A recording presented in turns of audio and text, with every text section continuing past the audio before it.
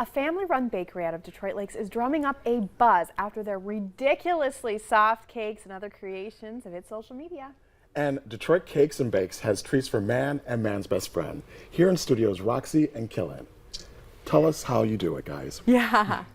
Well, there's a lot to kind of talk about, I guess. It depends on what you're looking for. We do a lot of custom orders. Weddings, birthdays, any sort of party, gender reveals, confirmations, we do all that kind of stuff. But then we also have like a nice front case area when you walk into the store where we have a bunch of like last minute treats and goodies if you have like something pop up or you want to bring something for your work or your class. So we have a little kind of array of some of the goodies we do. We focus more on like cakes, cupcakes, and fun desserts rather than the traditional bakery items. We don't do bread, and donuts are only like a pre-order type of situation. Okay, I have so many questions. Of course, hit me with them. So first off, how do you guys frost a cupcake? I would love to learn how to frost it and have something like this. This is beautiful. If you guys look at this, it's all the Easter. It's the intricacies, I know, really. it's the intricacy for me. This is Oh the my Easter. gosh. Devil's in the details, guys. Yeah. Yeah. So there's a lot of different ways to frost a cake or even a cupcake.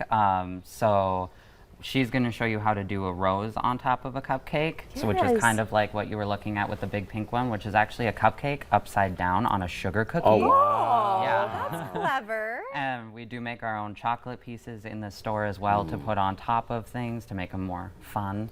But yeah, she'll show you how to do that. Awesome. Okay, so we just have a striped bag.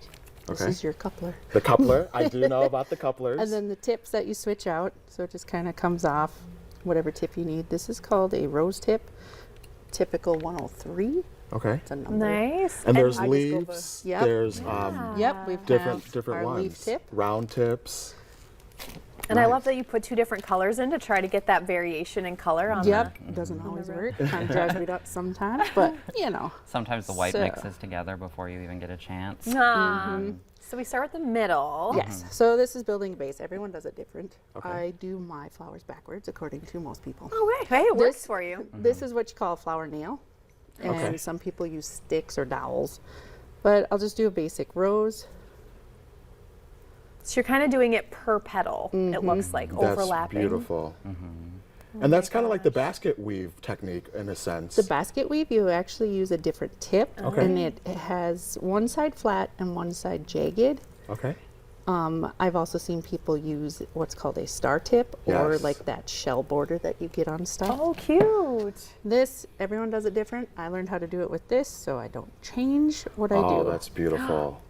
So now, obviously, you have some delicious baked goods, and we love the taste and that sort of thing. But my understanding is one of your specialties is the decorating, right? It's kind of Yes. creating these just beautiful, stunning Yeah. creations. Like, I have never seen in my life, and I ramen love when noodle. people are so like clever. But look at this! How funny is that? Like, I love it. I love the creativity, and I think you guys are so talented. Look at her finished creation that she just did within this segment. That's ridiculous. Beautiful. Wow. Gosh, you guys are good. I was at the North Dakota Grocers Association when I worked at a grocery store in DL, and they did the live cake decorating that they do now. Wow. Did that a few years in a row. Here's so your awesome. open tip you were talking Yes. about. And this one's just kind of like a basic, what they call, sorry, That's my little frosting got a circles, yeah. little. A little dotting effect. So this one, you know, you're pulling in Oh, wow. and Getting kind of like a daisy Yep. situation. I usually don't use this, but that's what I brought. and we're For gonna. that. Very nice. Beautiful. Gosh. Last that's so question. cool. What is piping? Piping is how you do the more detailed things. Okay.